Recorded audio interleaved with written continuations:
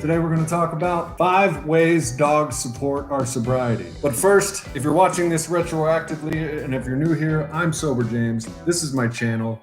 Hit that subscribe button, hit that like button, hit that bell for notifications. I do a live stream every Sunday at 9 p.m. Eastern Standard Time, whether or not there is a flesh-eating virus circling the globe or not.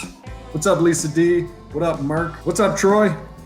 How goes it, man? Ask me anything, ask me everything. I see 10 thumbs up and 14 people. There's 4 of you that aren't hitting thumbs up. You should be ashamed of yourself. But sometimes quickly, sometimes slowly, I forgive you. I ain't mad at you. Green-eyed Cat, it's good to see you came over from Real Talk Recovery. Anyway, let me get back on track. I got ADD. Hey, Lynn B, welcome. 5 ways dogs support our sobriety. Number 1, a sober companion. Having someone to participate in sober activities with is a huge factor in remaining sober. A dog is a sober companion you can count on to partake in fun activities. Having a dog helps us recognize the many sober activities which are available, helping you to avoid the situations which may trigger drug use. I'm going to tell you a short story about one of my relapses and my dad's dog. So I was taking care of my dad's dog and I had a relapse. This was about 4.5, 5 years ago. And I noticed that my dog, as I just went through countless beers and 2 bottles of vodka and Xanax and whatever else I could get my hands on, this dog whom I love, we love our dogs. I know you love your dog. And if you don't have one now, you love the last dog you had, or maybe you love your cat. This is about dogs. We're not talking about Garfield. We're talking about Odie. Anywho, as I was drinking, relapsing, doing the wrong damn thing, on my dad's couch, watching my dad's dog, that beautiful companion would just have her head on my leg and be looking up. She knew something was wrong. Knew it. You could just tell. And she was standing by me like I was dying. She was standing guard by me like I was dying. When it came time to, so a lot of shit happened, but one of the things was I got pulled over and a wonderful rookie cop spared me that time and said, I tell you what, have you had head injuries? And I said, I've had 6 concussions. So I said, truthfully, yes. And he said, well, I guess, because he said he smelled alcohol on me. But that time I decided to say, no, I haven't drank any alcohol, even though I was like, who knows how drunk. Well, anyway, he gave me a sobriety test in McDonald's parking lot, and it was about 2 miles away from my dad's house. And he said, look, and my dad's dog was back there. And this poor thing was just trying to guard me, but I had to go I hadn't eaten in 2 days, so I went out and was looking for drive-thrus to get some sort of sustenance because I had run out of beer. So the cop said, look, I'm gonna give you a break. I'm giving you a warning for a illegal U-turn. If you leave your car here and walk home. And I said, hell yeah, because I thought I was going to jail for real. Well, I walked home, but not before getting 24 more beers. But that's neither here nor there. My point of all this is, when I was about to get arrested and go to jail, my dad was out of town and nobody else was going to be able to take care of that dog if I went to jail. So as I was doing the sobriety test and I knew I was going to jail. I was wasted. I was thinking of my dog, my dad's dog at the house, whom no one is going to be able to take care of. And I thought, of all things, this is a smaller dog. She's in some of my videos. She's in my speaker tape videos. She's a little white dog and she runs after Frisbees.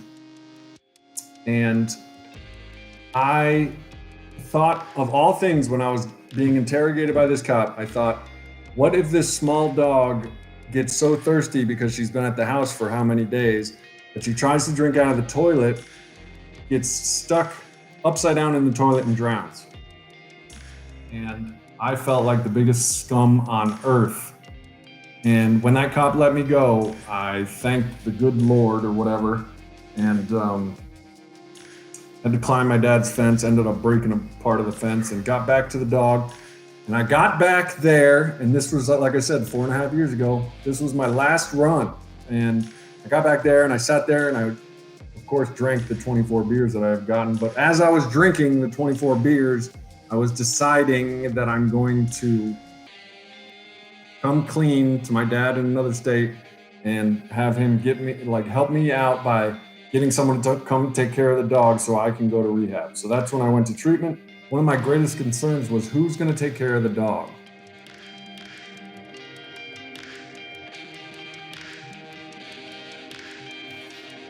The number two way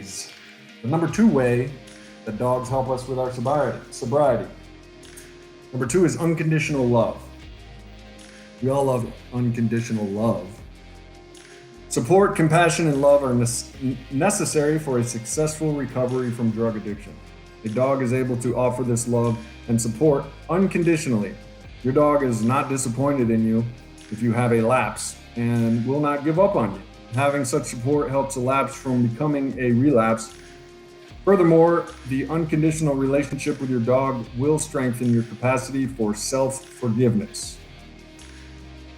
The ability to look past your mistakes and to continue believing in yourself and your ability to persevere in your journey to recovery and sobriety will be indispensable in maintaining your sobriety.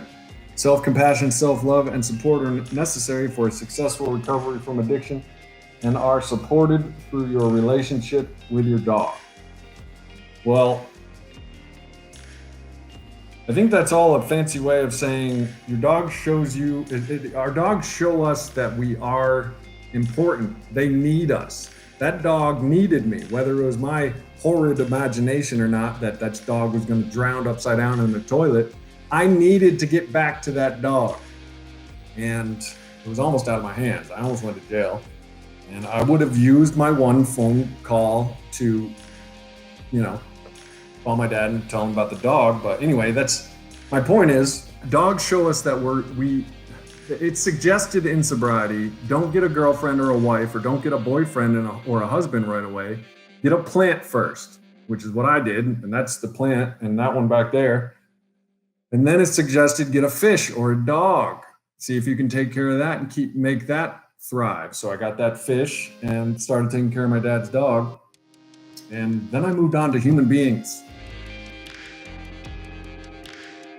Anywho, dogs show us that we are capable of love and being loved, and that we are important, and that they also give us accountability and responsibility. Merc, you remember this story, the fence part? Yeah, I broke the fence because I had to climb the fence, but didn't spill a beer. Carrying that beer around is like an anchor. Bob Smith, sometimes when you are about to commit suicide, you look at your pet and you realize how hard their lives will be with you gone. Been there, got the tea. That reminds me, so another time I was watching my dad's dog, I was going to 90 and 90. So I had to go to a meeting every day. However, I had a 12-hour work shift. So I had to leave the dog for 12 hours. I had to come home to her laying there with a ball, just needing and wanting my attention. But I had to take care of my sobriety as well. So I had to go to 90 and 90. So I had to go to an AA meeting. So when I did, I was so sad because you know what a dog looks like when you're leaving and they don't want you to leave. I mean, this cute ass face is looking out the window. I swear, if anything can bring a man to tears, it is the face of his sad dog. So, but I took that to the meeting with me, and of course, when I shared about my dog, and in turn, everybody started talking about their dogs. And one guy, on the topic of what you're talking about, Bob, said when he was relapsing, his dog was eating better than he was. He was eating like ramen noodles, but his dog was still eating like Fancy Feast or whatever. I know that's cat food, but you get my drift. And then everybody had a dog story to tell about their dogs. So my dude Kyle, who was just on Real Talk Recovery's channel, he's got a channel called Sober Dogs, Dog Recovery or whatever. And trust me, I've thought about the correlation between dogs and our recovery, because so that's why I chose to put my dad's dog in a lot of my videos. The speaker tapes are like 45 minutes long, with like Anthony Hopkins talking about his recovery. Yeah, Anthony Hopkins, Bob Smith. Him, I did a video with Danny Trejo, who also known as Machete. Craig T. Nelson, or Coach from back in the day. He's also on Parenthood, and he was in Poltergeist. Bonnie Raitt, I did a video on her. She drugs and alcohol and the music scene. And Buzz Aldrin, dude who went to the moon. I also did a video on that. That's on my channel as well. I was thinking, what could I put for them to look at while these people are talking? And I'm like, why not a cute ass dog running after a Frisbee? I was like, hell yeah. Bob Smith, if you love your pets, you can dismiss Axis 2 personality disorder when self-diagnosing. You know what I'm talking about? No, I don't know. I don't know what Axis 2 personality disorder is. Linby, I just got an emergency alert on my phone. 5 more coronavirus in Fort Bliss, Texas. Not too far from where I am. That's a bummer.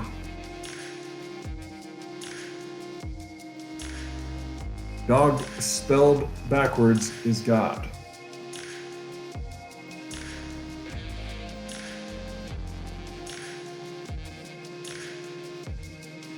The third way that dogs support our sobriety: improved communication skills and improved relationships. When animal therapy was introduced to drug rehab, it was found that the patient's communications with others improved as a result of their interactions with the dogs.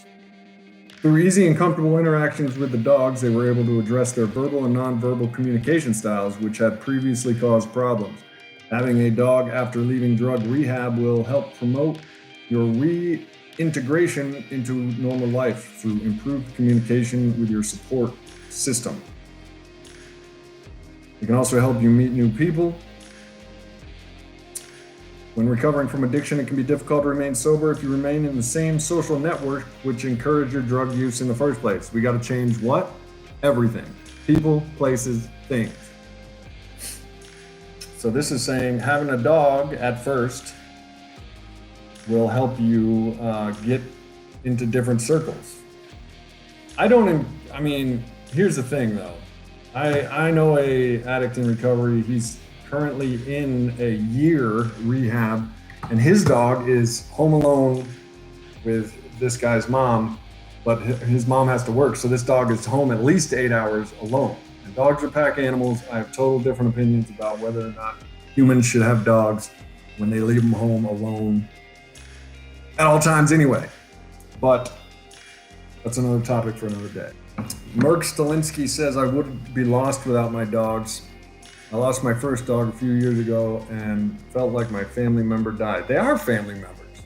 I mean, dogs are people too, people. I mean, they really are. They've been, and I subscribe to a little thing called science. And science and biology and just National Geographic suggests that dogs have grown and evolved with us for so long that they have developed personalities. They're personified traits, emotions, moods, complex mental, shit affects them. And we cannot deny that. The fourth way dogs help support our sobriety: an exercise buddy. Exercise has been shown to support recovering addicts by restoring pre-addiction levels of neurochemicals in the brain, introducing daily routines, and helping to maintain a healthy lifestyle. Having a companion who is always eager to get in and out and get some exercise will help inspire you to get exercise more frequently. A dog will always be ready to go for a run or a hike, and may even join in on some downward dog in at an at-home yoga session.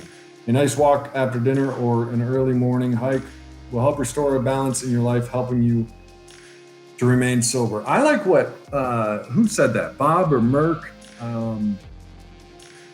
A lot of people, when they're about to commit suicide, look at their dog and say, how would this dog survive if without me? And that's what happened to me when I was in the midst of a heavy relapse, and I was unaccountable. I didn't have a job. I wasn't accountable except for the fact that this dog was either going to drown in the toilet or go unfed or unwatered or emotionally be void without me. There is no denying how much our pets mean to us and how much that affected me and how much that influenced me. So dogs can be good for recovery, but like I said, if you're not healthy, we got to fix our own gas mask. We got to fix our own oxygen mask before we can fix our neighbors. So if you're not healthy yet, it's not recommended that you get a dog. You get a plant first, maybe some sea monkeys. Not even sea monkeys. Plant. See if you can water it first. So the fifth and final way that dogs support our sobriety, by the way, this is SeaRidgeDrugRehab.com. If you're interested, SeaRidgeDrugRehab.com. Fifth way, dogs require your care, inspiring responsibility. That's what you were talking about earlier. Having a dog will help hold you accountable in fulfilling your responsibilities and remaining sober. After all, it's hard to blow off your responsibilities when those responsibilities have puppy dog eyes. I was just talking about that. Seeing your dog look at you like, what are you doing to yourself, man? Like, they don't even look at it with a smile. They're like, wreaks havoc on your conscience. And that's exactly what you need, is some conscionable accountability when you know you're in the wrong. And see, I used to like to drink alone because I had no accountability. Nobody was depending on me. I would dump girlfriends because get out my face if you don't like my drinking. Friends and family members I was willing to lose. I remember my dad saying, Jim, my dad calls me Jim, by the way. If you keep drinking, Jim, I can't speak to you anymore. He was trying to give me the good old tough love. And addiction was so powerful. My addiction was so powerful that I was like, whatever, Dad. He was in a different state. We didn't have a very good relationship at the time. This was the man who later gave his life essentially in his home to save me. But I was like, I'll take my beer. But I digress. Having a dog will help hold you accountable and fulfilling because they have puppy dog eyes. Having a dog helps us relearn responsibility. Your dog is completely reliant on you and your care. Just one night of not coming home because you got a DUI and are in the parking lot of McDonald's trying to pass a sobriety test and, accidentally handing the cop your VA veteran ID instead of your driver's license to try to get some sort of break. And then getting that break, and you finally got the chance of a lifetime, but you walk straight past your house to the gas station where you buy 24 more beers and then come back, climb the fence, and do that whole damn thing. Just one night of not coming home, and your puppy will be hungry and alone and drowning in the toilet. Your dog will give you a good reason to want to stay sober, to be able to take care of them. You damn straight, random article on the internet, you damn straight. That Seabridge, Drug and Alcohol Rehab, if y'all want to check that out. Servant of the Most High, welcome. They're the closest thing to pure unconditional on this plane. Indeed, they spell God backwards. It does something to the deeper conscience to do wrong by most four-legged wonders. It does. And if you're just joining us, servant, I was mentioning that earlier. I can totally relate to what you're saying right now, because seeing that dog look at me, there is no human on earth that could stop me from drinking. when I was drinking. I'm sure you can relate. I mean, crashing into a tree, waking up after 3 months of being in a coma, barely learning how to walk again, didn't stop me from drinking again. I doubt any person on earth could guilt trip me into not drinking.